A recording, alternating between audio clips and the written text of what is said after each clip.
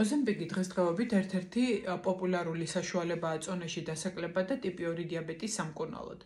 დღეს მინდა გესაუბროთ მის გვერდით ეფექტებზე. დასაწყისშივე მინდა ხაზი გავუსვა, რომ კატეგორიული წინააღმდეგი ვარ თვითმკურნალობის, ანუ ექიმის დანიშნულების გარეშე მედიკამენტის გამოყენების. რაც შეეხება ყველაზე ხშირ გვერდით მოვლენებს, ეს არის გულისრევა, პირღებინება, ტკივილი მუცლის არეში, შებერილობა, დიარეა, ყაბზობა. ეს სიმპტომები დროებითია და გაივლის მას შემდეგ, რაც პრეპარატს ორგანიზმი შეეჩვევა. უფრო სერიოზულ გვერდით მოვლენებს, როგორიც არის პანკრეატიტი, ნაღლის ბუშტის დაავადებები, თირკმლის დაზიანება, ჰიპოგლიკემია, ანუ გლუკოზის დონის ვარდნა სისხლში, ალერგიული რეაქციები იშვიათია ძალიან.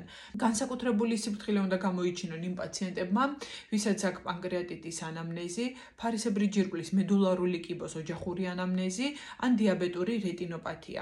დიაბეტური რეტინოპათიის შემთხვევაში არსებობს იშვიათი გართულების რისკი, როგორიც არის არაარტერიული იშემიური მხედველობის ნერვის ნეიროპათია, რამაც შეიძლება გამოიწვიოს მხედველობის დაქვეითება ან სიბრმავე.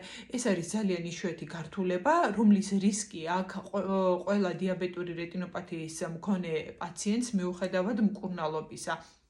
და არა მხოლოდ ოზემპიკით მკურნალობისას, არამედ სხვა ჰიპოგლიკემიური საშუალებებით მკურნალობის შემთხვევაში ეს რისკი არსებობს. ამიტომ სანამ მედიკამენტის გამოყენებას გადაწყვეტთ, აუცილებლად მიმართეთ ექიმს, რომ შეფასდეს მედიკამენტის რისკი და სარგებელი.